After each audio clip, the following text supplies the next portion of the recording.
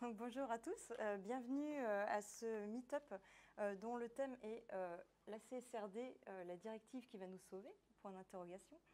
Tout d'abord, je vais me présenter rapidement. Donc, je suis Céline Militon.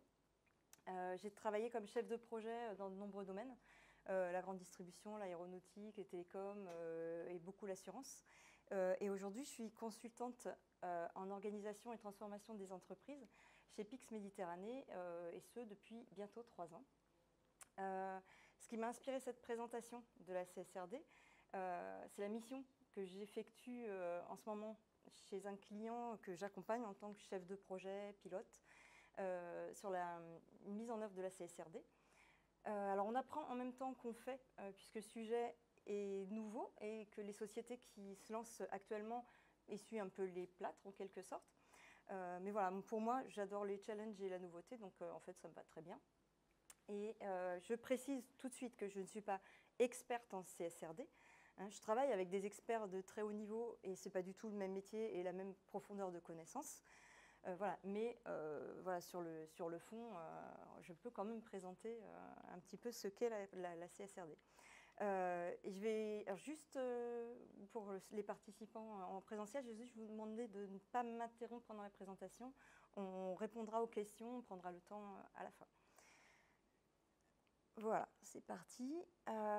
Donc les sujets qu'on va aborder sont en premier lieu quelques définitions, parce que forcément tout le monde ne sait pas ce que c'est que la CSRD, les origines de la CSRD, les enjeux, le calendrier et les critères de sélection des entreprises concernées, parce que toutes les entreprises ne sont pas concernées, heureusement, les défis de la mise en œuvre pour les entreprises et les apports de la CSRD pour l'environnement et les hommes.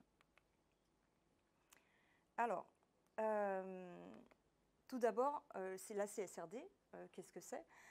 Donc, c'est le Corporate Sustainability Reporting Directive. Ça n'a pas été traduit en français, mais en gros, c'est la directive, une directive qui oblige les entreprises à faire un rapport de durabilité extra-financier. Donc, il y a déjà le rapport financier et à côté, il y aura ce rapport extra-financier. Ensuite, on a parlé de durabilité. Bon, si on regarde dans le dictionnaire, tout simplement, déjà, c'est le caractère de ce qui est durable, la durabilité. Donc, en fait, c'est ce qui dure dans le temps, tout simplement. Et sur la durabilité et la CSRD, on retrouve les 3 piliers RSE, qui sont société, économie et environnement. Et on va retrouver beaucoup tous ces piliers à chaque fois dans la CSRD. Ensuite, une petite définition du développement durable, parce qu'on va le voir ensuite, on va le voir après. Donc en fait, c'est un développement qui répond aux besoins du présent, sans compromettre la capacité des générations futures à répondre aux leurs. Voilà, ça c'est la définition officielle. Donc le concept de durabilité et de développement durable vont bien au-delà de la simple protection du climat, puisque ça concerne aussi les sociétés, l'économie, etc. Et ça, on va voir ça ensuite. Alors, pour ceux qui travaillent déjà sur la RSE, qui ont déjà pas mal d'actions RSE, ils peuvent se poser la question de l'articulation en fait, entre la RSE et la CSRD, comment les deux vont se marier, travailler ensemble, enfin voilà. Donc, si vous avez déjà une stratégie RSE, une stratégie d'impact qui va au-delà de la stratégie RSE, puisque c'est une stratégie qui a un impact sur l'environnement et social, et c'est vraiment fait de manière proactive, bien plus que la RSE. Donc vous avez déjà des actions menées dans tous ces domaines. Donc ça représente un peu le faisceau d'actions. Donc il y a tout ce qui est RSE, on le retrouve là. Bon, normalement on devrait avoir le rond complet, mais bon, ça ne m'arrangeait pas tellement pour ma présentation. Et ça, c'est de l'engagement volontaire et libre. Et on a la CSRD qui va arriver avec des informations, des plans d'action obligatoires qui sont soumis à audit. Et là, on a des actions qui vont être communes dans les deux. Et en fait, ces actions-là qui sont communes, on va les retrouver dans le rapport CSRD et pas celles qui sont purement RSE. Alors, c'est dommage parce qu'il y a des belles actions qui ne pourront pas être valorisées par les entreprises dans ce rapport, mais il ne faudra pas que ça empêche les entreprises de continuer quand même à faire des belles actions, même si ça n'apparaît pas dans le rapport de CSRD. Voilà, donc les deux vont travailler concomitamment en fait. Voilà. Par contre, si on veut comprendre la CSRD et pourquoi tout à coup tous les pays sortent des textes aussi lourds et impactants pour les sociétés, en fait, il faut revenir en arrière et redonner un petit peu de contexte international. Donc là, on va voir d'abord les accords internationaux qui sont à l'origine des accords européens, qui eux-mêmes ont été déclinés ensuite en législation française. Donc, tout commence en 1992, au sommet de la Terre de Rio. C'est là que sont nées les COP. En fait, vous connaissez tous les COP, je pense quand même. C'est des réunions en fait, qui se tiennent tous les ans entre les États signataires de la Convention 4 des Nations Unies sur les changements climatiques. Donc là, on parlait déjà quand même de changement climatique. Le vrai nom du sommet de la Terre, c'est la conférence décennale de l'ONU sur l'environnement et le développement. Donc on était sur un trend décennal, où les États se réunissaient tous les 10 ans sur l'environnement. Et tout d'un coup, on va passer à des réunions tous les ans. En fait, il y a plus de 178 pays qui se retrouvent à Rio. Et c'est là qu'on a la première définition qu'on a vue tout à l'heure sur le développement durable. Et là va être adopté un agenda qui est l'agenda 2021 pour le 21e siècle. Voilà, donc pour l'environnement. La première COP, elle débute en 1995, donc il y a eu 3 ans pour se mettre en place. Cette première COP, elle fixe des objectifs chiffrés en matière d'émissions de gaz à effet de serre. Donc c'est là qu'on commence à parler vraiment de gaz à effet de serre et de prendre des engagements. Donc il y a la deuxième COP qui arrive en 1996, et c'est là qu'en fait il y est déclaré et admis, et là je pense que c'est important, que les changements climatiques représentent un danger pour l'humanité. Donc c'est là qu'on commence à vraiment se dire que l'humanité est en danger si on ne fait rien. Ce n'est pas la planète qui est en danger, c'est l'humanité. La planète s'en remettra. Et ensuite, alors les COP s'enchaînent en fait de 1996 à 2014. Il y a beaucoup de choses qui sont discutées, très peu de choses sur lesquelles les États arrivent à s'entendre. Et jusqu'à 2014, qui est un peu une année charnière. En 2014, on va faire un petit point dessus.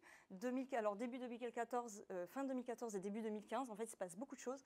Il y a 7 sommets qui se passent, dont l'Assemblée générale des Nations Unies et le G20 pour les plus connus, mais pas mal d'autres aussi. Et là, il y a des choses qui vont être actées, que tout le monde va signer.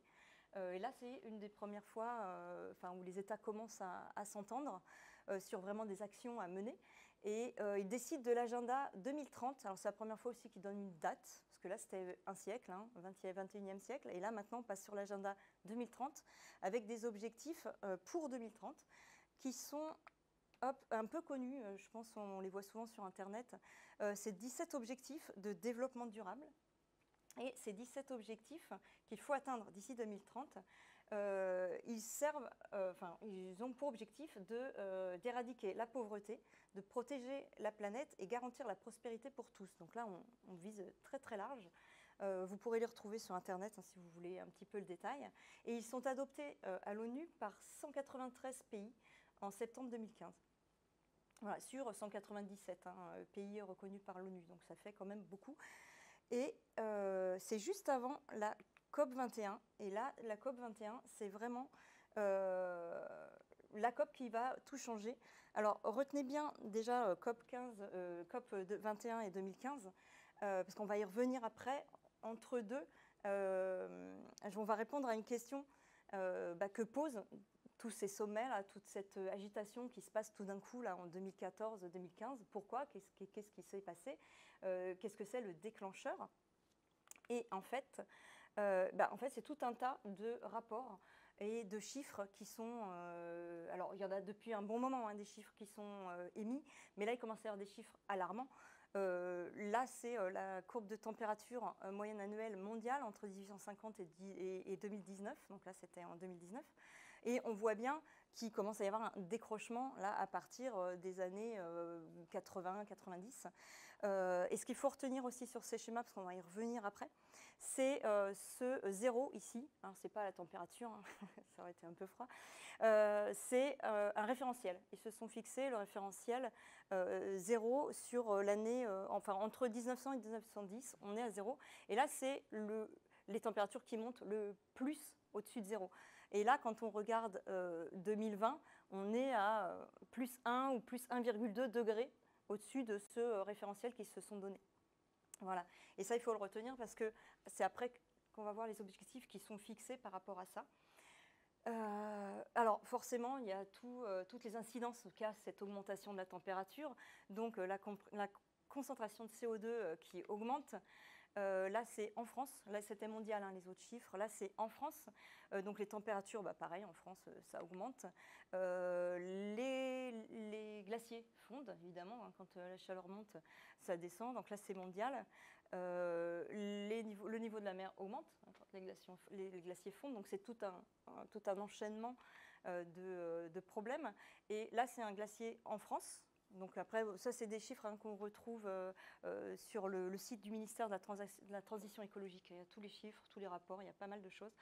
Donc si ça vous intéresse, vous pouvez aller voir. Et là, donc, un bilan global avec un problème sur l'eau, sur l'érosion des sols, sur la perte de végétation, les dégâts, les feux de forêt, la dégradation du pergisol, on l'a vu tout à l'heure, la chute du rendement des cultures tropicales, les instabilités, instabilités de l'approvisionnement alimentaire. Donc il commence à y avoir des problèmes sur l'eau, sur l'alimentation.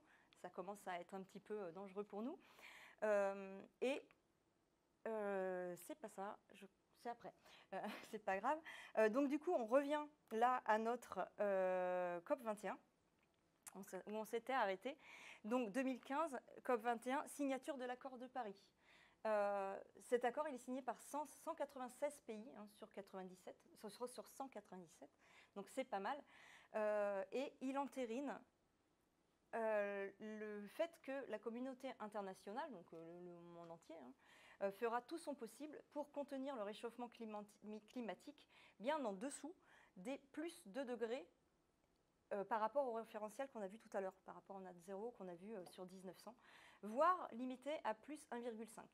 Voilà, on est déjà à 1 ou 1,2 ou quelque chose dans ce genre-là. Donc ça veut dire qu'on n'a plus beaucoup de marge. Donc ça veut dire que là, il faut agir, il y a des choses à faire.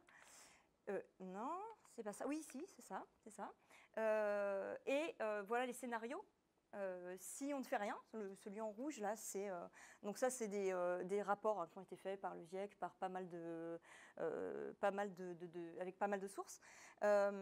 Si on fait rien, voilà, on va aller vers les plus 4, plus 5 degrés. Si on fait quelque chose, là, si on redresse, on peut arriver à rester en dessous des 2,5. Et enfin, franchement, il va falloir quelque chose de drastique pour arriver à faire ça. Et quand on parlait tout à l'heure de climat tropical, avec 4 ou 5 degrés de plus, on y est, nous aussi, au climat tropical quasiment. Enfin, franchement, pour les cultures, ça va faire quelque chose de pas terrible. Donc, comment on fait ça maintenant les actions ce qui a été décidé, c'est d'engager pleinement les entreprises, les collectivités et les citoyens dans des actions de réduction. Donc là, je ne sais pas si vous le voyez venir, mais la CSRD, engager pleinement les entreprises, je pense que ça en découle quand même directement. Et là, tous les 5 ans, il y aura un bilan de fait au niveau européen pour vérifier les résultats des accords de Paris et recadrer s'il le faut et relancer des actions. Il y a un deuxième aussi élément fondateur hein, que je vois par rapport à la CSRD, c'est en 2019 le Pacte vert pour l'Europe. La Commission européenne a adopté une série de propositions qui visent à adapter les politiques de l'UE en matière de climat, d'énergie, de transport et de fiscalité, avec pour objectif de réduire les émissions de gaz à effet de serre d'au moins 55% d'ici à 2030. Donc, par rapport au niveau de 1990 qu'on a vu aussi tout à l'heure. Et ils veulent aussi être le premier continent neutre pour le climat d'ici à 2050. Donc pour ça, il y a eu pas mal de... alors voilà, ça c'est toutes les mesures. Et dans ces petites mesures, j'ai quelques exemples. Par exemple, il y a la fin de fabrication des voitures neuves diesel et essence en 2035, l'augmentation de la part des carburants durables pour l'aviation, la refonte de la fiscalité de l'énergie, ça on va en reparler après parce que c'est intégré à la CSRD, et la création massive de puits de carbone naturel. Alors c'est très poétique, hein, mais ça c'est les forêts, en fait, les puits de carbone naturel. Et il a été décidé qu'il y aurait 3 milliards d'arbres supplémentaires plantés dans l'UE d'ici à 2030. Alors je ne sais pas si vous imaginez ce que ça fait, mais en faisant un petit calcul, ça fait plus d'1,5 million d'arbres plantés par mois et par pays. Jusqu'à 2030, je veux dire, jusqu'à 2030. Ça me paraît complètement énorme, mais bon. Donc là, pareil, il y aura des révisions aussi régulières pour remettre en place des plans d'action et puis voir ce qu'il en est. Donc voilà l'origine de la CSRD. C'est vraiment tout un tas il y a un travail énorme qui a été fait derrière pendant 20 ans, quoi. Ouais, je pense que c'est un peu l'aboutissement. Donc maintenant, je vais vous montrer concrètement en quoi consiste la CSRD pour les entreprises, ce qui doit figurer dans le rapport et les incidences sur la chaîne de valeur. Alors ça, c'est un vocabulaire purement CSRD, chaîne de valeur. Ça représente toute la chaîne d'approvisionnement, toutes les phases du processus de production, d'approvisionnement, avec les acteurs qui sont en amont, les acteurs des entreprises, et en aval, donc fournisseurs, les employés, les prestataires, les distributeurs, les clients et jusqu'aux utilisateurs finaux. Voilà. Donc quand on parle de chaîne de valeur dans la CSRD, c'est vraiment très très large. Alors, la CSRD, alors on peut dire que c'est une norme, c'est la transposition pour la France de la directive européenne qui s'appelle NFRD. On peut effectivement la comparer à une norme. Cette norme s'efforce en fait de s'aligner sur des exigences de normes reconnues au niveau international. Et par exemple, pour les autres pays, on va retrouver des normes qui s'appellent GRI, SASB, et d'autres normes ensuite. On a aux États-Unis, les États-Unis et la Chine qui travaillent a priori beaucoup sur le sujet. Donc ça, c'est ma source, c'est une conférence de PwC qui connaissent leur sujet puisqu'ils travaillent beaucoup à l'international. Et même si on peut s'étonner de penser que ces pays travaillent sur le même sujet que nous, en fait non, c'est vraiment mondial et ça se passe vraiment. Donc cette CSRD, elle est basée sur 12 standards, des standards, on va voir après le détail. Et il y a 229 points qui sont définis et on va voir après lesquels sont à traiter ou à ne pas traiter par les entreprises. Donc derrière, il y aura un rapport qui va s'appeler un bilan extra-financier que les sociétés vont devoir sortir. Et ça concerne en fait tous les domaines, social, environnemental, gouvernance. On retrouve les 3 piliers de la RSE. Et pas question d'être évasif ou de s'inventer une bonne conduite. Ce bilan, il va être audité. Je reviendrai à ça après. Au même titre que le bilan financier, par un commissaire aux comptes ou un organisme tiers indépendant qui est accrédité à faire l'audit. Et il va falloir montrer des preuves de ce qui est fait. Voilà. Et de ce qu'on écrit. Et en fait, sur le bilan extra-financier, en fait, il y a 30% de qualitatif attendu, donc des chiffres, et de quantitatif, pardon, et 70% de qualitatif. Donc là, c'est vraiment de la rédaction. Donc ça fait un peu beaucoup. Voilà les audits. Hop. Et du coup, le détail. Voilà. Alors, ça, c'est le détail de tous les standards, qu'on appelle ça des standards, c'est des briques en fait, qui vont s'appeler les ESRS, qu'on appelle les ESRS. Tout ça, il n'y a pas de traduction, ça vient de l'Europe et on a gardé ça en français, le même nom. Il y a de plus en plus de Français qui parlent anglais, donc je pense que maintenant, on ne s'embête plus à traduire. Alors, on retrouve des normes transversales. Et en fait, dans ces normes transversales, les entreprises vont devoir détailler la manière dont elles ont travaillé.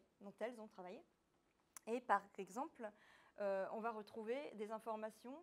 Alors là, il y a un des détails, ça va être information sur les hypothèses, les approximations et les jugements effectués lors de l'évaluation. On vous demande d'écrire tout ça. Voilà. Et il y en a un bon paquet.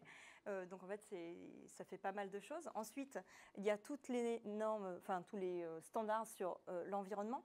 Donc c'est très large. Il y a le changement climatique, la pollution, les ressources aquatiques et marines, la biodiversité et les écosystèmes, l'utilisation des ressources et jusqu'à l'économie circulaire. Et là, c'est comme une norme, on nous demande de faire des choses, quoi. Ensuite, au niveau social, il y a quatre normes. Donc, sur l'effectif, des effectifs de l'entreprise, les travailleurs de la chaîne de valeur, dont on a parlé tout à l'heure, les communautés touchées, donc c'est tout ce qu'il y a autour de l'entreprise, même au niveau très large, hein, qui va au-delà même des régions, les consommateurs et utilisateurs finaux. Et ensuite, il y a une norme sur la gouvernance, donc sur la conduite des affaires, avec tout ce qui est pilotage de l'entreprise, stratégie de l'entreprise, modèle d'affaires, etc. Et tout ça est très précis. Et il y a des normes qui vont venir encore. Tout n'est pas terminé. Ça a été édité en 2023, vers mars 2023. Et donc, il y a des normes des normes sectorielles. Donc, il y a plus de 40 normes sectorielles qui vont arriver. Des normes pour les PME cotées qui ne sont pas encore diffusées, en fait, je ne sais pas si elles sont écrites, et des normes pour les groupes non européens qui ont des filiales en Europe. Donc tout ça, ce n'est pas encore émis, donc ça fait quand même pas mal de textes. Donc maintenant, si on regarde en détail tout ce qu'il y a dans ces pavés, donc là, on en a 12, hein, des normes, et vous allez voir qu'on les retrouve ensuite. Là, c'est un tableau Excel qui a été transmis par l'EFRAG, dans lequel il y a tous les petits points qu'on va appeler des data points. C'est tous les points, tous les détails de ce qui est demandé aux entreprises. Donc là, ici en bas, on retrouve les 12 pavés qu'on a vus tout à l'heure. Et dans chaque, en fait, il y a toute une liste de points. Et donc du coup, tout à droite, dans la colonne de droite, on voit qu'on nous demande des réponses sous une certaine forme. Donc ça peut être narratif, semi-narratif, des pourcentages, des données monétaires, des chiffres. Donc ça, c'est indiqué. Déjà, on sait ce qui est attendu. Après, il y a aussi des modèles, hein, qui sont donnés pour certaines choses. Et là, si on regarde le CRS E1, là, on est quand même sur 221 lignes. Voilà, donc ça fait beaucoup. Et si on prend, par exemple, j'ai pris la ligne comme ça en exemple, la ligne 207, ce qu'on nous demande, c'est description du processus relatif aux risques physiques liés au climat dans le cadre de ses propres activités et tout au long de la chaîne de valeur. Voilà, donc il y a une notice à côté, hein, d'explication qui est pas mal, mais après qui ne dit pas donc, quel niveau de granularité il faut utiliser, jusqu'où on doit aller. Et voilà, donc c'est pas forcément simple. Mais il ne faut pas s'affoler non plus, ce n'est pas parce qu'il y a 1229 points que toutes les sociétés doivent reporter sur les 1229 points. En fait, il y a 3 choses qui vont réduire largement le nombre de points sur lesquels il va falloir reporter. Ça, c'est une petite capture aussi d'une autre page de ce tableau-là. Quand vous voyez la colonne tout au bout, là, il y a marqué V volontaire.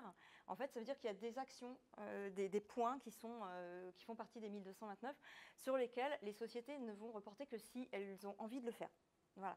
Donc, je suppose que celles qui ont déjà des chiffres ou des choses faites sur ces actions-là vont avoir envie de le faire, probablement. Donc, en fait, à chaque fois, c'est identifié en orange et il y en a quand même pas mal. Je vais vous donner un petit peu les chiffres après. Voilà. Donc, ça, c'est des points sur lesquels les entreprises peuvent faire l'impasse. C'est déjà, je pense qu'il y en a qui vont trouver que c'est une bonne nouvelle. Il y a aussi des allègements qui ont été prévus par la Commission pour faciliter l'application des premières années, parce qu'il y a des entreprises, ça va faire vraiment beaucoup. Et donc là, il y en a qui sont pour toutes les entreprises, il y en a qui sont juste pour les entreprises de moins de 750 salariés. Donc là, ça c'est applicable, c'est pour la première année d'application.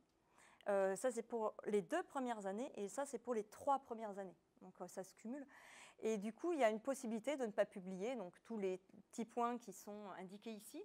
Et j'ai fait le calcul, j'ai regardé un petit peu sur rien que le premier pavé ici, ça fait 103 points. Voilà, sur lesquels les sociétés n'ont pas besoin de publier. Donc ça réduit encore un petit peu. Je n'ai pas calculé tous les autres, mais ça doit quand même faire déjà pas mal. Donc voilà, donc ça c'est plutôt une bonne nouvelle. Et troisième grande réductrice de points à traiter, ça va être la matrice de matérialité. Alors, ça, la matrice de matérialité, à l'origine, c'est un outil de construction de stratégie RSE où les entreprises peuvent, grâce à ça, identifier et hiérarchiser les problèmes environnementaux, sociaux et de gouvernance qui sont les plus importants pour eux, enfin pour elles, pour les entreprises, pour leurs parties prenantes, pour tout ce qui est à l'extérieur en fait. Et ça leur permet aussi de les prioriser pour savoir lesquels traiter, sur lesquels faire des actions.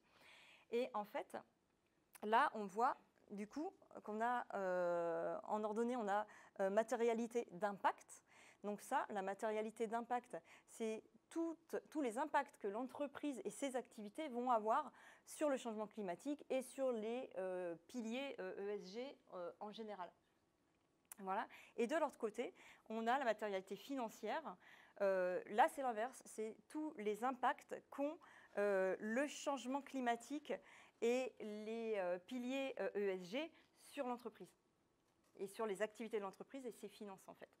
Voilà, donc là, la bonne nouvelle, c'est que les entreprises ne vont reporter en fait que sur ce qui est en rose, tout ce qui a du coup le plus d'impact, hein, sachant que le plus impactant, c'est celui qui est tout en haut à droite, forcément. Hein, voilà.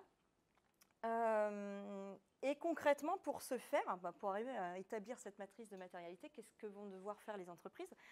Elles vont devoir noter, enfin trouver tous leurs impacts, tous leurs risques et toutes leurs opportunités, et ça va s'appeler, dans le langage CSRD ou RSE, les zeros.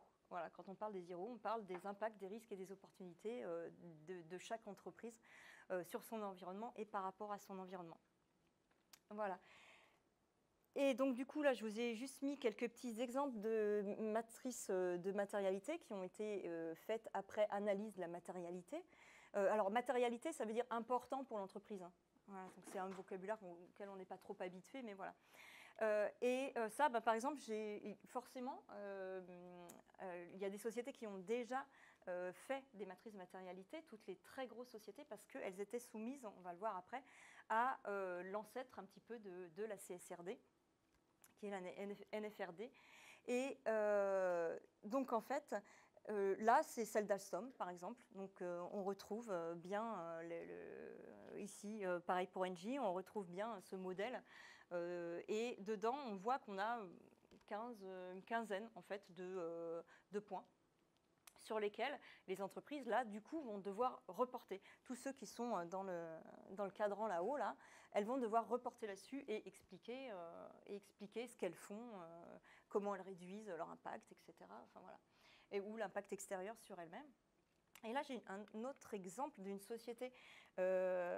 Alors là, c'est Decathlon, mais j'aurais très bien pu prendre aussi Carrefour ou des très gros groupes comme ça en France. C'est des groupes, en fait, souvent qui ont initié des stratégies d'impact et du coup qui travaillent dessus depuis plusieurs années, même s'ils ne l'avaient pas mis sous cette forme-là, ils étaient déjà partis dans ce genre de travail. Donc là, voilà, on voit que ça fait pas mal d'années qu'ils travaillent dessus et je pense que les entreprises, au fur et à mesure, rajoutent des points qui leur tiennent à cœur pour les traiter. Et c'est parce que là, c'est du volontariat, en fait. Voilà, ils ont traité des points de manière volontaire. Et là, on a deux manières de le mettre en avant. Et donc, celle-ci est intéressante aussi. On retrouve la matérialité financière, la matérialité d'impact. C'est un autre moyen de visualiser. Donc, c'est intéressant aussi. Donc, voilà, donc ça, ce sont des exemples. Donc, ces sociétés-là, forcément, sont soumises à la CSRD et vont continuer à évoluer hein, dans leur stratégie, mais auront quand même moins de travail de transformation à faire que des sociétés qui ne sont pas du tout lancées. Alors, si on revient maintenant à nos 1229 data points, sur lesquels les sociétés, qui ont été émis et savoir lesquels les sociétés vont devoir prendre en compte. Alors, on en a 18%, soit 221 points qui sont des data points obligatoires. Donc là, en fait, la société est obligée de reporter dessus. Donc ça, il y en a au moins 221. quelle que soit la société. Il y en a 725 qui sont soumis, alors là on ne voit pas tellement le gris, qui sont soumis à la matérialité. C'est ce qui est écrit en dessous, voilà. Donc en fait, quand on a fait la matrice de matérialité, bah, on se rend compte qu'il y a des points qu'on n'a pas besoin de traiter ou qu'on ne va pas traiter pour le moment. Je ne sais pas ce qu'il en sera hein, pour dans 10 ans, hein, si on devra tout traiter, mais bon, on n'y est pas encore. Hein. Faut déjà commencer. Et donc il y en a 283 qui sont des data points volontaires. Donc là, sur ces points-là, je pense que la plupart des sociétés qui se lancent ne vont pas trop se prendre de temps cette année, quoi. Voilà. Enfin cette année, sur leur première année d'émission. Et ici, on ne tient pas compte des allègements. Par exemple, les 103 points d'allègement que je vous avais annoncé tout à l'heure, là, ils ne sont pas pris en compte. Et donc, du coup, alors, c'est une petite estimation comme ça, mais voilà, c'est que mon estimation. Je pense qu'en moyenne, les entreprises vont avoir entre 300 et 600 points sur lesquels reporter. Parce que je pense que la matrice de matérialité, on enlève à peu près la moitié. Alors après, ça va dépendre de la complexité de l'activité des entreprises. Hein. Une entreprise de production, enfin, qui produit, qui vend, etc., ne va pas avoir la même complexité et le même nombre de data points, je pense, qu'une société de service qui a juste un service, peu de produits. Enfin, voilà. La complexité de l'activité de l'entreprise va beaucoup jouer, je pense, sur le nombre de data points sur lesquels il va falloir reporter. Voilà, donc là, ce que je vous ai donné en dernier, c'est juste une estimation, hein. Il ne faut pas s'y arrêter, mais bon, je pense que déjà, ça réduit bien quand même. Voilà, donc il ne faut pas trop s'affoler non plus, même s'il y a du travail derrière. Alors, la taxonomie européenne qui est intégrée à la CSRD, on en a parlé tout à l'heure.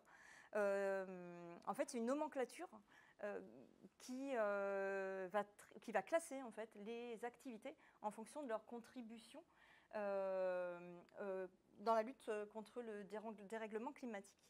Voilà, donc c'est un des grands leviers d'action du Green Deal 2019. Le Green Deal, bon, c'est ce qu'on a vu tout à l'heure, le pacte vert. Donc en fait, c'est... alors, juste une petite aparté. Taxonomie ou taxinomie, c'est la traduction de Taxonomy Regulation en anglais. Et donc, du coup, au début, on parlait un peu de taxinomie et maintenant, on parle de taxonomie. Voilà, donc c'est un peu rentré dans les mœurs. C'est sur Internet, on ne trouve quasiment plus que taxonomie. Voilà. Donc, la taxonomie, son objectif, c'est réorienter les investissements de capitaux vers des activités dites durables. Voilà, donc alors ça, c'est les énergies et les activités plus vertes, en fait. Voilà. Donc c'est énorme quand même de la part d'un État de se dire qu'en fait, ils vont réorienter les investissements dans quelque chose qui est bien plus positif que ce qu'on faisait avant. Je pense pas qu'on ait des choses avant hein, qui étaient de ce même acabit. Quoi. Je trouve ça impressionnant d'avoir eu l'idée de faire ça et de le mettre en pratique. Quoi. Je pense que c'est une bonne chose. Voilà.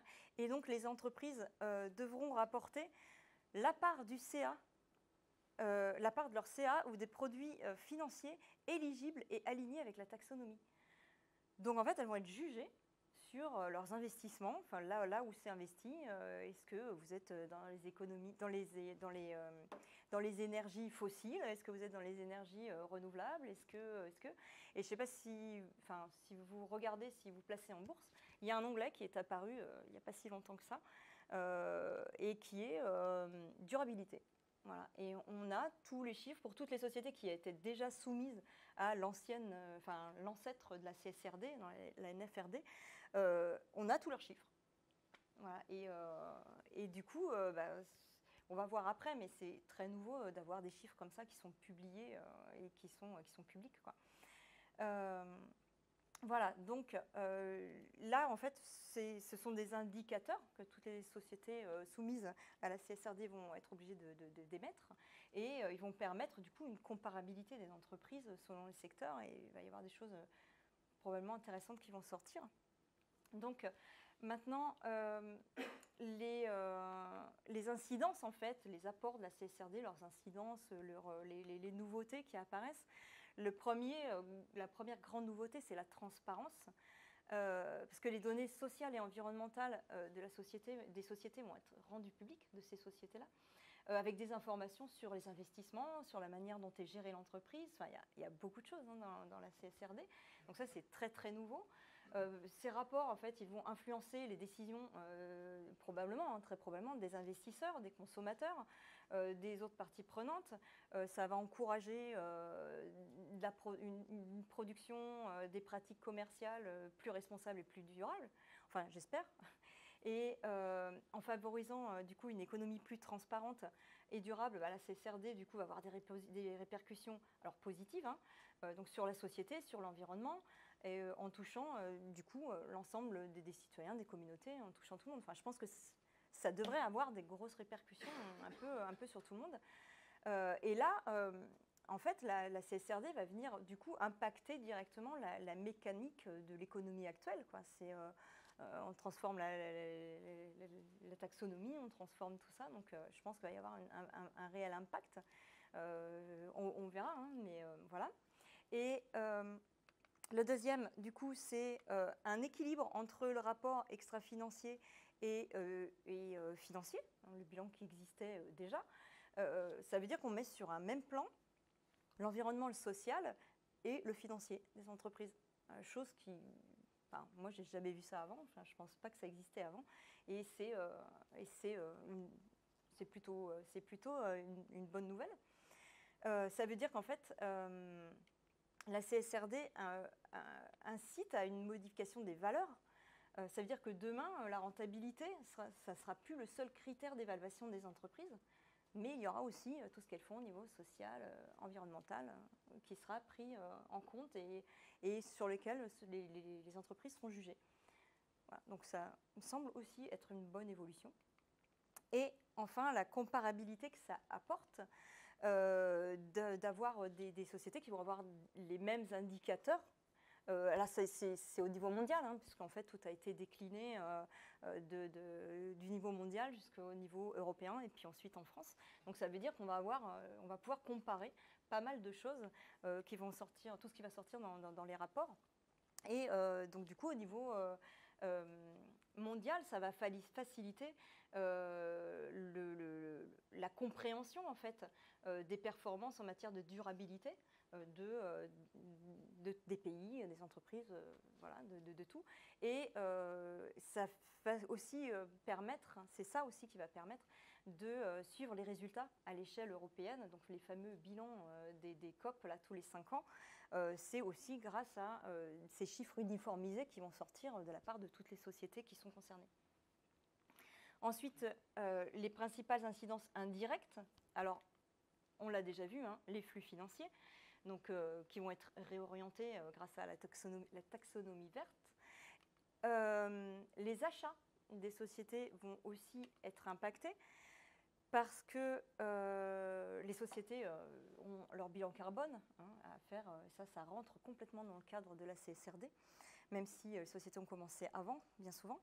Et là, dans ce cadre, les émissions de gaz à effet de serre, alors ce qu'on appelle les scope 2, scope 3, je vais juste vous refaire un petit résumé après, vont être intégrées dans le bilan carbone des entreprises. Ça veut dire qu'elles vont être jugées sur l'ensemble de leur chaîne de valeur et pas uniquement ce qu'elles font, elles, sur place en France. Donc en fait, le scope 1, pour faire court, c'est les GES, alors gaz à effet de serre, hein, ça va plus vite devenir GES, de l'entreprise elle-même, hein, donc son chauffage dans les locaux, les émissions de ses véhicules, etc.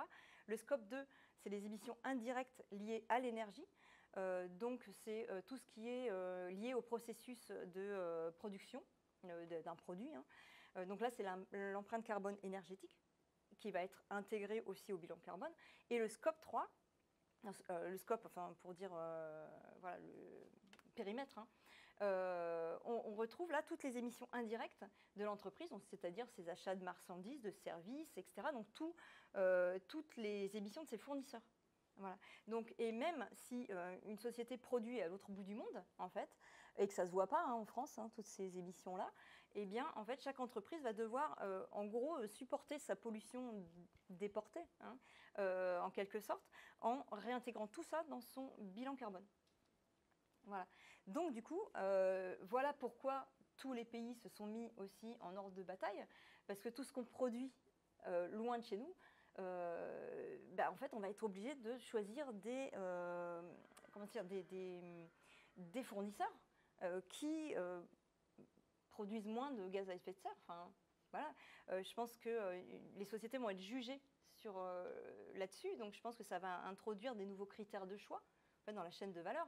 Entre deux fournisseurs de même taille qui font des produits similaires, par exemple, je suppose que les entreprises vont modifier leur comportement et choisir celui qui a le plus bas bilan carbone. Enfin, je pense quand même. Je pense que c'est ce qui est recherché derrière. Et il y a certaines sociétés qui vont aussi choisir de faire ça par conviction. Toutes les sociétés qui s'engagent dans des stratégies d'impact, elles vont le faire par conviction. Il y a des sociétés déjà là, qui se sont lancées dans des politiques d'achat responsables. C'est assez énorme à mettre en place, mais ça a des impacts assez forts. Et voilà, donc il y a des sociétés qui le font pour l'instant. Il y a des sociétés qui font un petit peu, c'est pas des certifications, c'est des labels, mais ça ressemble un petit peu aux certifications. Et une fois quand on est labellisé, en fait, forcément, de l'extérieur, on sait que la société est engagée dans une démarche. Voilà, donc il y a beaucoup de choses qui naissent actuellement.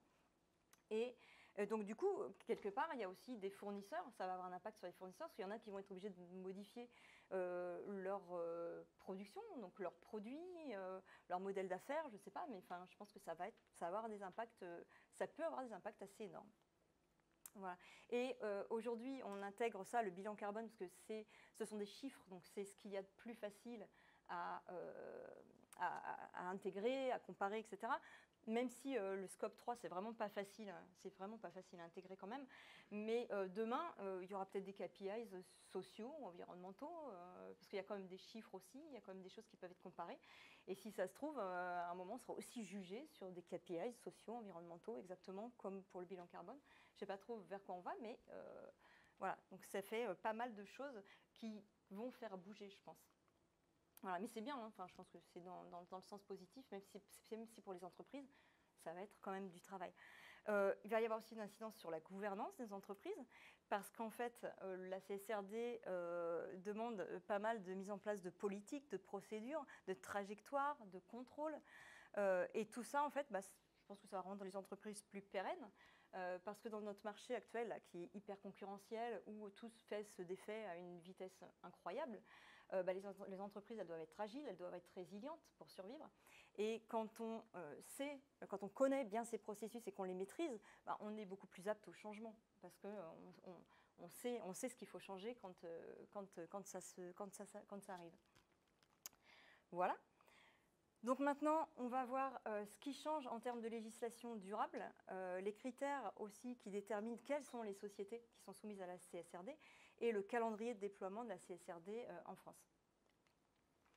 Donc avant 2024, on avait la NFRD, c'était les textes de législation pour l'Europe qui ont été transcrits en France par DPEF. Donc c'était au DPEF que les grosses sociétés étaient soumises, toutes les sociétés dont je vous ai parlé tout à l'heure qui ont fait déjà leur matrice de matérialité. Et il y avait pas mal d'autres textes aussi. Pour les produits financiers, il y avait la SFRD qui était en fait le jumeau de la NFRD, mais pour les produits financiers. L'article 29 pour les investisseurs, la taxonomie pour les activités et les produits financiers. Donc ça faisait pas mal de choses. Et pour les entreprises, ça commence à être compliqué de s'y repérer. Et d'ailleurs, il y avait même des textes qui étaient plus ou moins contradictoires. Donc c'est pour ça qu'il y avait un besoin d'uniformisation. Et c'est ce qu'ils ont fait avec la CSRD, parce qu'à partir de 2024, c'est la première année qui va être prise pour le bilan des premières sociétés qui vont émettre leur rapport. Voilà. Donc à partir de 2024, en fait, pour l'Europe, il y a la CSRD avec la taxonomie qui est intégrée. et la France l'a transposé en CSRD. Pour on ne change plus les titres, ça reste en anglais, avec la taxonomie incorporée dedans aussi. Donc là, ça fait un texte unique à la place de pas mal de textes qu'on avait ça. Il n'y a que la SFRD qui est conservée, mais la CSRD va beaucoup apporter à la SFRD parce qu'il y a des indicateurs qui sont demandés dans la SFRD que les sociétés n'arrivaient pas à obtenir des sociétés dans lesquelles, par exemple, des sociétés qui placent de l'argent pour d'autres sociétés. Il aurait fallu qu'ils donnent des chiffres aux sociétés pour avoir ces chiffres sur leur placement. Et en fait, ce n'était pas en place et ils n'arrivaient pas à obtenir assez d'informations. La CSRD va obliger toutes ces sociétés à mettre en place ces indicateurs. Et du coup, ça va servir aussi pour la SFRD. Elles sont complémentaires les deux. Voilà, donc là, il n'y a plus que 2 textes et qui sont complémentaires et qui ne se contredisent pas. Voilà, donc pour les sociétés, c'est quand même beaucoup plus facile déjà. Et maintenant, les critères. Hop, pour les sociétés. Alors aujourd'hui, avec le DPEF, voilà ce qu'on avait. Alors là, j'ai pris les chiffres pour les grandes entreprises et c'est les entreprises cotées. Après, il y en a d'autres des chiffres, mais bon, c'est comme ce n'était pas notre propos, j'ai mis que ceci.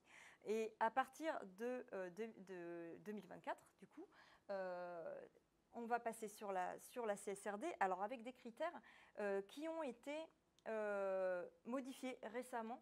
Parce que les premiers textes là étaient sortis en 2023, mars 2023 ou juin. Il y a eu pas mal de choses qui sont sorties et ils ont été modifiés très très récemment puisqu'il y a un décret du 28 février 2024 qui a ajusté les critères de taille pour les sociétés et les groupes de sociétés avec des grosses modifications sur les seuils financiers et sur la catégorisation des entreprises du coup. Et ces modifications-là, elles sont effectives à partir de mars 2024. Elles étaient effectives. Et ça a même donné lieu à une mise à jour significative du Code du commerce, voilà, avec tous les critères de sélection des entreprises. Parce qu'avant, on avait une définition ETI, petite entreprise, etc. Et là, voilà la nouvelle nomenclature, on va dire. Il y a les micro-entreprises, les petites entreprises, les moyennes et les grandes entreprises. Et voilà les chiffres qui permettent de les classer. Et pour être soumis à la CSRD, il faut franchir 2 seuils parmi les 3 qui sont un nombre de salariés, bilan et CA. Et toute société qui se classe là, dans une de ces sociétés qui va franchir 2 de ces seuils, en fait, va être obligée d'émettre le bilan CSRD. Avec, on va voir après, il y a un calendrier et je vous explique après, en fait, on va retrouver toutes ces sociétés-là. Et il y a aussi les groupes qui ont été classifiés. Donc, petits groupes et groupes moyens et grands. Et pareil, 2 seuils sur 3, BIM, CSRD. Voilà, donc maintenant, alors oui, du coup, le changement par rapport à ce qu'on avait avant, la NFRD, il y a 6 000 entreprises de plus en France qui vont émettre un rapport de durabilité et 50 000 en plus en Union européenne. Ça fait quand même beaucoup. Et ça va faire beaucoup d'entreprises à auditer. Donc l'entrée en vigueur, elle est progressive. Alors là, c'est les chiffres de la MF parce qu'il n'y a que qui étaient à jour. Là, ça commençait, comme ça change souvent, ça commence à être très difficile de trouver des chiffres à jour quelque part. Donc, le premier bilan CSRD, les premiers bilans qui vont être émis, ça va être en janvier 2025 sur l'exercice 2024. Et les premiers qui vont faire l'exercice, ce sont les grandes entreprises de l'Union européenne et hors Union européenne qui étaient déjà soumises à la NFRD avant, voilà, et qui ont franchi du coup les seuils, puisque les seuils de toute façon sont inférieurs, donc forcément, à moins d'une grosse chute de chiffre d'affaires ou quoi, elles sont forcément soumises. Alors, c'est sur l'exercice 2024 et les sociétés ont 4 mois après la fin de leur exercice pour sortir leur bilan. Voilà, donc un petit peu comme le bilan financier. Ensuite, les deuxièmes, ce sont les autres grandes entreprises de l'Union européenne et non l'Union européenne. Donc après, voilà, on a un petit peu plus de détails, mais je ne vais pas commencer à tout lire parce que ça va faire long. Ça, vous pouvez le retrouver sur Internet, et puis il y aura la rediffusion. Janvier 2027 sur l'exercice 2026, ben, les PME cotées. Alors qui dit PME, qui dit société pas très très grosse non plus, hein. Donc c'est pour ça qu'ils leur ont laissé 3 ans pour se mettre en ordre de marche. Et ensuite, très loin derrière, en janvier 2029, sur l'exercice 2028, on a les autres grandes entreprises non UE. Alors ça touche effectivement les entreprises qui ne font pas partie de l'Union européenne, pourtant, même si c'est une législation européenne. Donc il y a toutes les sociétés qui font un chiffre d'affaires en Europe supérieur à 150 millions d'euros ou qui ont une filiale ou une succursale basée en Union européenne. Donc ça vise très très large quand même, ça commence à faire pas mal de sociétés. Et après, je ne sais pas ce qui se passera plus tard, mais je pense qu'ils ne vont pas s'arrêter là, hein. Je pense qu'après, les sociétés vont être touchées de plus en plus. Les PME, j'ai vu sur Internet, les PME sont incitées à commencer à regarder la CSRD et à faire déjà ce qu'ils peuvent dedans et à voir comment ils se situent. Donc ça veut dire, je pense que les PME non cotées vont aussi peut-être être impactées dans plusieurs années. Et il y a pas mal de choses, quand on parle quand je vous ai montré tout à l'heure tout ce qui était pérennité, etc., effectivement, ça peut aussi servir aux entreprises pour être un petit peu plus pérenne et mettre en place une gouvernance, etc. Alors ça, c'est le tableau de l'AMF avec un petit peu plus de détails. On pourra y revenir après si vous le souhaitez. Ensuite, notre dernier sujet, ça va être la mise en pratique. Donc l'organisation à mettre en place, la charge de travail et les coûts supplémentaires induits par la CSRD, ce que l'on risque à ne pas être dans les temps ou à ne pas le faire, hein, pas sortir le bilan. Et après, ce sera un peu plus sur mon expérience personnelle, les premières briques à mettre en place pour démarrer, avec ce que j'ai déjà vu de CSRD chez mon client, les bonnes pratiques qui peuvent aider au démarrage. Donc, l'organisation recommandée, c'est le mode projet.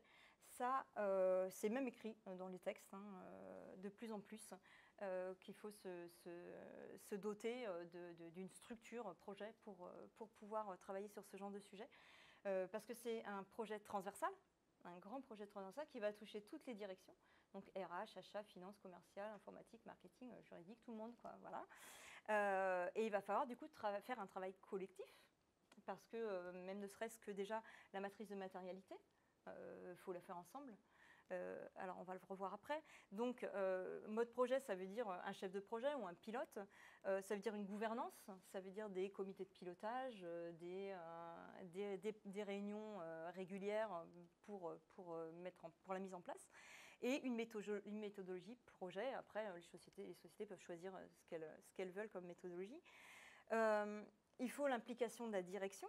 Il faut que comme c'est un projet transversal, forcément, c'est bien que la direction soit sponsor du projet, parce que c'est la direction de toute façon qui va définir les IRO, qui va travailler sur la matrice de matérialité, puisqu'il faut une vision, en fait, il faut la vision à 3 ans, 5 ans, 10 ans de l'entreprise pour savoir quels sont et quels vont être les sujets importants de l'entreprise à long terme.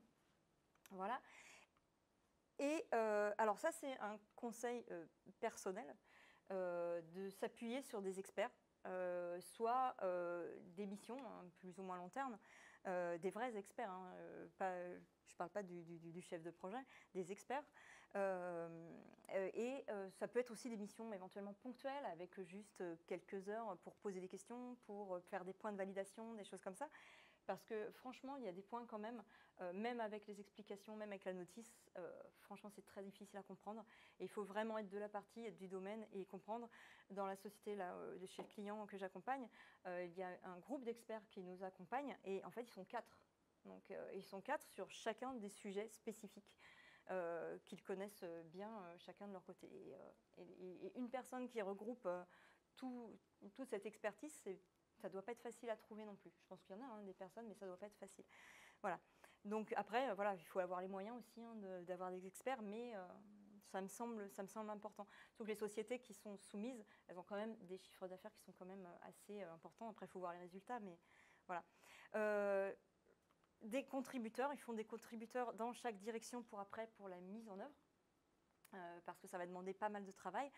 Et c'est bien d'avoir un engagement des contributeurs, d'avoir des gens qui ont une appétence en fait pour le sujet et qui ont envie un petit peu de travailler dessus, parce qu'autrement ça peut devenir, je pense, très vite rébarbatif. Ça va prendre tellement de temps que voilà, il faut vraiment des gens qui ont envie, je pense, de travailler dessus pour arriver à un bon résultat. Alors ça, c'est mon humble avis, mais franchement, traiter plus de 1000 points avec du Excel et toutes les preuves qui vont derrière pour les auditeurs dans des fichiers classés plus ou moins. Je l'ai déjà fait ça hein, pour des audits de commissaires aux comptes. Franchement, c'est infernal. Enfin, voilà, c'est ingérable et il n'y avait pas autant de points à traiter, largement pas autant de points. En plus, faire travailler autant de gens ensemble sur un même projet et arriver à récupérer les informations de tout le monde avec du Excel, avec des mails, franchement, ça me paraît improbable. Ça me paraît quasi impossible. Il y a plein d'outils qui sortent et qui sont très très bien. Il y en a qui permettent aussi de suivre la politique RSE, de suivre plein de choses. Enfin, voilà. Il y a plein de choses sur le marché et ça me semble important de faire ça pour pas que les équipes soient complètement dégoûtées. Parce qu'en plus, même si on ne va pas traiter les 1229 points, ça c'est un truc que je ne vous ai pas encore dit, c'est qu'en fait, quand on ne traite pas un point, il faut dire pourquoi. Donc en fait, quelque part, on traite quand même un petit peu tous les points. Même si derrière, il y a moins de travail à expliquer pourquoi on ne le fait pas que de faire le travail vraiment pour un point. Enfin voilà. Donc, hop, là, j'ai mis un petit peu tous les acteurs et les tâches qui vont être récurrentes, hein, parce que ce bilan, c'est un bilan annuel, hein, c'est tous les ans que ça va ressortir. Donc, il y a le pilote, alors vous l'appelez comme vous voulez, chef de projet, PMO, directeur de portefeuille de projet, etc. On peut mettre voilà, quelqu'un qui connaît de toute façon les projets dessus. Je vais revenir 2 secondes sur l'importance de la fonction de chef de projet et pourquoi c'est important d'avoir un chef de projet expérimenté pour gérer ce genre de projet-là, hein, qui est un gros projet qui demande de l'expérience. C'est que le chef de projet, en fait, il va donner la voie à suivre. Alors, il prend la vision et la direction que lui donne le sponsor, hein, donc la direction de la boîte pour ce genre de la société, pour ce genre de projet. Donc, il va donner la voie à suivre. Il va suivre au jour le jour, relancer quand il y a besoin, organiser les plannings, organiser le travail collectif, informer, communiquer, reporter, expliquer, faire le lien entre les différentes fonctions, etc. etc. C'est un travail quasi à plein temps, hein, c'est assez énorme, mais sur ce genre de projet, je pense qu'on ne peut pas s'en passer, franchement. C'est une fonction souvent négligée, unique, et qui est considérée uniquement comme un coût supplémentaire. Bon, on n'a pas besoin de quelqu'un qui va sur un projet particulier. Déjà, il faut déjà travailler en mode projet aussi. Souvent, il y a aussi une méconnaissance hein, de ce métier ou des mauvaises expériences, parce qu'aujourd'hui, tout le monde est chef de projet. Hein. Tout le monde gère des projets, tout le monde sait gérer, tout le monde. Mais quand on voit le nombre de projets qui échouent par manque de lead, de suivi, d'une personne dédiée au projet pour que vraiment ça avance, quand il y a des projets de 3 ans, des projets de 2 ans, forcément, les gens peuvent bouger, les gens changent. Donc si vous mettez souvent c'est un manager en fait qui est nommé pour être chef de projet. Les managers ils sont souvent submergés par l'opérationnel déjà, c'est quand même énorme. Les managers opérationnels, le travail qu'ils ont. Hop, on va revenir. Et donc du coup voilà, je pense qu'un chef de projet pour ce genre de projet-là dans les grosses sociétés c'est important. Et ensuite, il y a d'autres fonctions. Les IRO, ça va être les directeurs et quelques fonctions clés qui vont travailler dessus. Donc, en fonction clés, souvent, il y a la gestion des risques, les achats, le DPO. Hein, si vous êtes une société qui gère des énormes bases de données, la sécurité des données personnelles, c'est important. Et le DPO, il doit être sur tous les projets. Ensuite, la matrice de double matérialité, pareil, ça va être les directeurs et quelques fonctions clés. Alors, j'ai mis les experts en gris, hein, parce que toutes les sociétés ne pourront pas se payer des experts. Ça peut être un peu compliqué. Et là, ça veut dire qu'il faut aussi considérer que les directeurs doivent se rendre disponibles. Parce que là, chez le client chez lequel j'ai travaillé, ça fait quand même un certain nombre d'heures de travail pour travailler juste sur ces IRO et cette matrice de matérialité. Voilà. Et ensuite, il y a la mise en œuvre. Donc, les contributeurs dans l'ensemble des directions vont être beaucoup mis à contribution.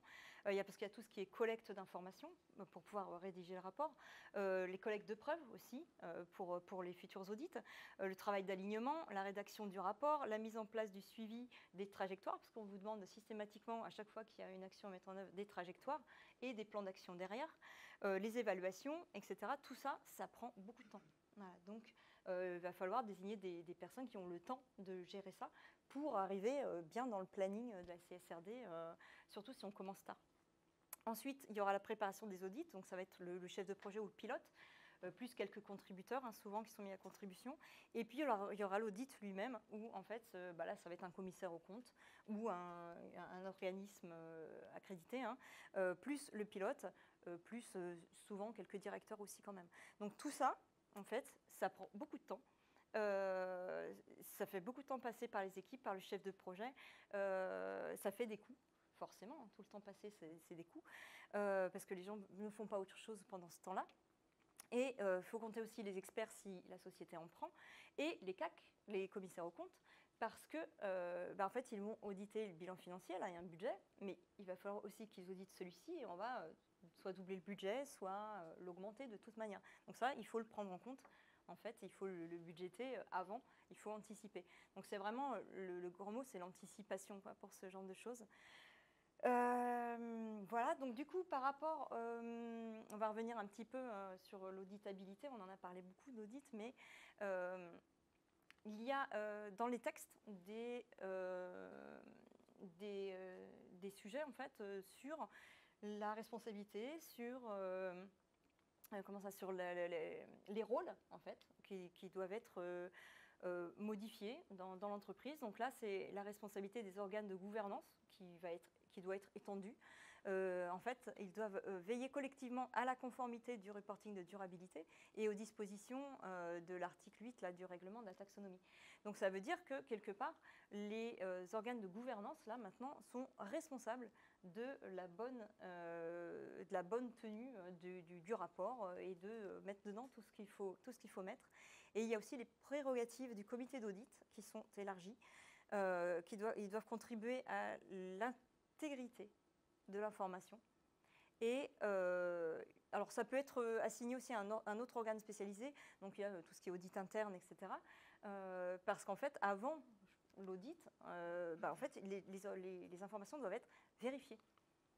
Donc ça aussi, ça prend du temps. Ça veut dire que le rapport, il faut qu'il soit émis quand même assez tôt. Alors après, au fur et à mesure, pour les entreprises qui ont 2 ans, à chaque fois qu'elles ont traité une brique ou un morceau, je pense qu'elles peuvent l'envoyer à leur audit interne pour avoir un contrôle, un peu comme les contrôles de niveau 3, je pense, qui sont déjà mis en place dans les sociétés. Voilà, donc à voir ce que ça veut dire, mais il y a pas mal de choses qui changent. Et l'objectif, c'est de renforcer la qualité et la fiabilité du reporting et je pense de faciliter aussi les audits des commissaires aux comptes. Voilà. Donc l'audit du rapport, il est obligatoire et il est exigeant parce qu'en fait, le niveau d'assurance requis, c'est l'assurance modérée tout au début. Donc en fait, pour les audits, il y a 3 niveaux d'assurance, c'est faible, modéré et raisonnable. Le faible, dans un audit, c'est quand les auditeurs vérifient qu'on a bien mis en place des procédures et qu'on respecte les procédures qu'on a écrites. Enfin, en gros, c'est un petit peu ça. Donc là, ça s'arrête là. Et après, modéré, ça veut dire qu'en fonction, par rapport à ce qui est écrit, on va vérifier. Alors le premier, c'était juste la rédaction, voilà, et c'est dans le deuxième, par contre, excusez-moi, dans la modérée, on va vérifier qu'on fait bien ce qu'on dit, en fait. Voilà, on fait bien ce qu'on a écrit, avec un degré de tolérance qui est de 25%, voilà, qui est assez, qui est quand même déjà pas très élevé, mais plus élevé que pour le raisonnable, où c'est 5%. Et d'habitude, c'est par rapport aux procédures que l'entreprise a écrites, et là, c'est pas l'entreprise qui les a écrites, c'est la CSRD. Donc en fait, il faut se conformer à la CSRD et on n'a pas tant de marge que ça, quelque part. Voilà.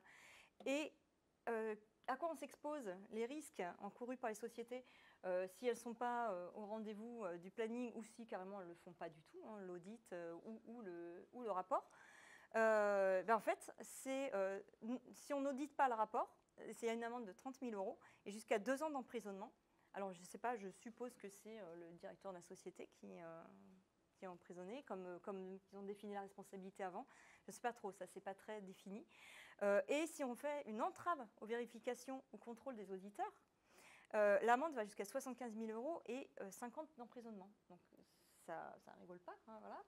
Le ton est donné. Donc, ça veut dire qu'on ne joue pas avec le développement durable, a priori. C'est le message qu'on reçoit quand on lit ça. Que le sujet est sérieux et pris au sérieux. Et a priori, la CSRD ne sera pas une énième norme qui va finir à moisir dans un placard. A priori, elle doit être appliquée et je pense qu'elle va l'être. Voilà, ce qui n'est pas une mauvaise chose, hein. Alors après, ça, c'est une dernière slide. Ça y est, après, on a fini, hein. C'était un peu dense, pardon, hein. C'est par rapport à mon expérience. Donc, quelques petites recommandations pour ceux qui voudraient débuter ou qui n'ont pas débuté encore. Ce que vous pouvez faire en premier, déjà, c'est le bilan carbone. Parce que ça, de toute façon, il va être exigé et on peut pas, il n'y a pas moyen de passer à côté. Alors après, il y a plein de choses à disposition hein, sur Internet, partout. Il y a des calculettes carbone, il y a plein d'informations sur Internet, choses qui n'existaient pas il y a 2, 3, 4 ans. Donc en fait, voilà, même, alors après on peut prendre des experts aussi, hein, mais ce n'est pas forcément obligatoire. Et après, en fait, il va falloir déterminer une stratégie de baisse des émissions, ça c'est vraiment demandé, de gaz à effet de serre et d'adaptation au changement climatique. Donc ça veut dire qu'à partir du moment où on fait son bilan carbone, derrière on doit tout de suite mettre en place des plans d'action, des trajectoires de réduction, etc. Et à chaque fois, en fait, il va falloir revoir son bilan et aller jusqu'au bout de ces plans d'action. Et ça fait partie intégrante de la CSRD. Ensuite, le lead de la direction. La direction qui doit prendre le lead des sponsors, on l'a déjà dit, mais ça, je l'ai déjà dit, mais c'est vraiment important. Et les managers qui vont être le relais, en fait, dans les services, hein, qui vont diffuser la CSRD un peu partout, je pense qu'ils ont besoin de messages forts sur ce genre de projets transversaux. Et si ça vient de la direction, forcément, le message est beaucoup plus fort que si le responsable du projet ou le sponsor du projet est une personne un peu n'importe où dans la société, où on va considérer que si c'est une personne, je ne sais pas moi, du juridique, on va considérer que c'est purement juridique et personne ne va s'y intéresser. Donc je pense que le fait que ça vienne de tout en haut de la direction, c'est important. Ensuite, il faut structurer ce projet. Bon, j'ai déjà un petit peu parlé du sujet tout à l'heure, mais là, ça me semble important de le faire. Alors même si on n'a pas commencé, je pense que même si on n'a pas débuté, déjà se doter d'une structure projet et de faire des comités de pilotage où on se pose la question, hein, comment on va se lancer, qu'est-ce qu'on va faire, qui on met dedans, par quoi on est impacté, voilà, lire un petit peu déjà les data points et voir comment on va être impacté, comment on va s'organiser, ça peut déjà être intéressant, même si le bilan il est à émettre dans 2 ans ou dans 3 ans. Voilà, d'avoir déjà un comité projet CSRD, c'est pas inutile et c'est pas idiot. Voilà, donc ensuite, il va falloir faire des formations. Pour les pilotes, les contributeurs, l'ensemble des collaborateurs, faire de la culturation. Si on veut que les gens s'y intéressent, viennent mettre leurs preuves et travaillent sur la CSRD, il va falloir qu'ils sachent de quoi on parle. Voilà, et donc, ça peut passer par des formations, de la culturation, dès tout de suite, quoi, voilà. Les sociétés peuvent commencer à travailler justement sur les zéros, sur l'analyse de matérialité. Ça peut être commencé maintenant, même si le bilan est à émettre tard. Plus les sociétés vont anticiper et s'y prendre tôt, et plus ça sera, alors j'allais dire plus ça sera facile, moins ça sera compliqué, on va dire. Ça me semble pas, le facile, ça me semble pas être un terme approprié. Voilà, et je reviens à mon outil numérique. Les sociétés peuvent se doter d'un outil numérique, ne serait-ce que déjà pour suivre leur stratégie RSE et ensuite intégrer la CSRD dedans. Voilà, donc ça c'était un petit peu ce qu'on voit quand on est sur le terrain. Et même si le bilan est pour dans 3 ans, pour dans 4 ans, ça peut être intéressant de commencer déjà pas mal de petites actions. Voilà, et donc du coup en conclusion, Alors, est-ce que la CSRD, c'est une solution miracle? Peut-être. Il est encore un peu trop tôt pour le dire. Ce qu'on peut déjà dire actuellement, c'est que derrière cette directive, il y a un énorme travail de réflexion et d'entente entre un nombre incalculable de pays qui ont pourtant des intérêts économiques et sociaux souvent très divergents. En temps normal, hein, ou avant ça, on va dire. Et là, il montre une vraie volonté de faire avancer les choses positivement ensemble. Donc, ça me semble quand même déjà une bonne avancée. Et mon avis personnel sur cette directive, c'est qu'en fait, moi je pense qu'il faut la prendre comme une opportunité d'adopter une stratégie RSE qui valorise le respect de l'environnement de l'entreprise, alors au sens large. Hein. L'environnement de l'entreprise, pour moi, c'est les employés, les communautés, la nature, tout ce qu'il y a autour de l'entreprise. Ça peut être une bonne manière aussi de repenser le travail. Voilà, est-ce qu'il faut faire plus de télétravail? Est-ce que les gens doivent arrêter de rouler autant? Est-ce que, je sais pas, plein de questions, j'en sais rien. Il y en a plein, je pense, à se poser. Et de repenser aussi peut-être les relations entre l'entreprise et son environnement. Voilà, sa région, ses salariés, enfin voilà. Je pense que ça peut être une super opportunité de faire les choses mieux, de se poser et de réfléchir sur ce qu'on pourrait faire de différent. Voilà. Et donc, du coup, cette directive, qui sait, c'est peut-être l'étincelle qu'il manquait pour faire changer les choses et pour nous sauver, hein, pour reprendre un petit peu le titre. On verra ça. Et du coup, je vous donne rendez-vous en 2030. Hein, on verra bien ce qu'il en est. Si on est comme ça ou si on est comme ça sur les projections climatiques et de CO2. Voilà. Donc, je vous remercie beaucoup de m'avoir écouté. Voilà. Et donc, si vous avez des questions, des remarques, si vous voulez dire ce que ça vous inspire, voilà, c'est le moment. Moi, je vais pouvoir boire un petit coup, là. Ah, oui. Alors, vous pouvez poser aussi les questions dans le chat. C'est pas moi qui les récupère, mais ça existe. Voilà.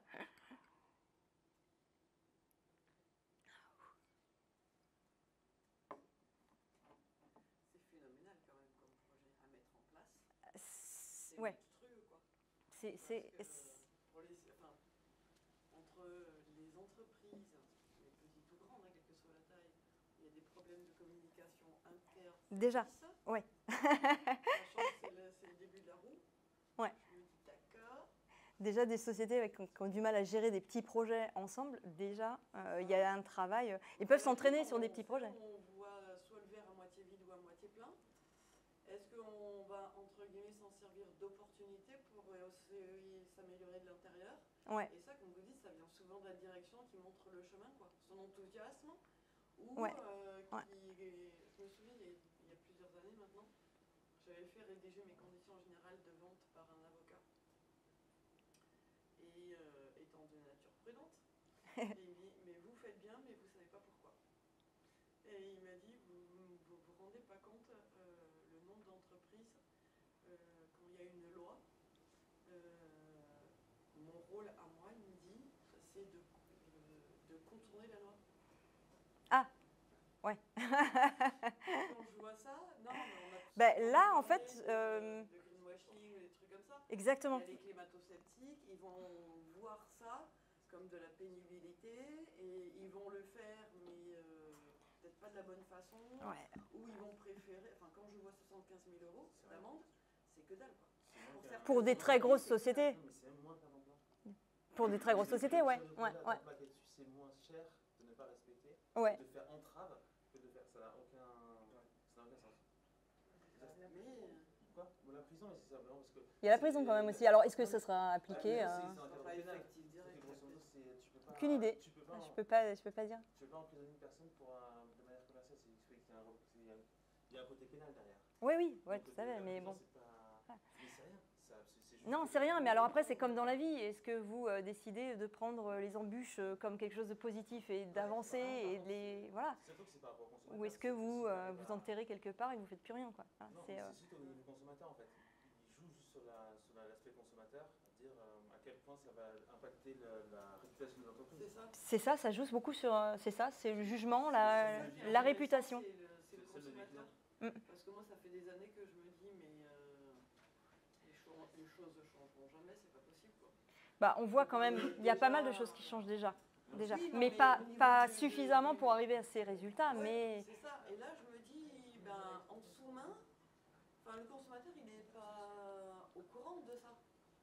Il n'est pas au courant Non, de mais- toutes les règles qui sont en train de se mettre en place. c'est sûr. à toutes Mais du coup, échelles et tout ça. les sociétés vont communiquer du coup. Parce Oui, que c'est ça. elles vont vouloir montrer en fait qu'elles font bonne figure, qu'elles ont mis en place des choses, et du coup, bah, ça peut aussi être un effet d'entraînement, quoi, je pense. Oui, ça laisse un peu dubitatif, ça laisse perplexe. C'est Scope 3 qui est compliqué.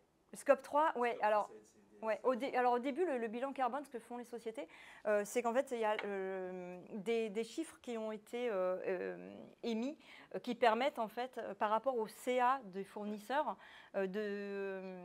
d'extrapoler, en fait, et de trouver son scope 3. Mais c'est très approximatif et du coup, ça ne permet pas de lancer des actions. Parce que comme on ne sait pas exactement ce qu'il y a chez les fournisseurs, bah, on ne peut pas lancer des actions pour le faire baisser.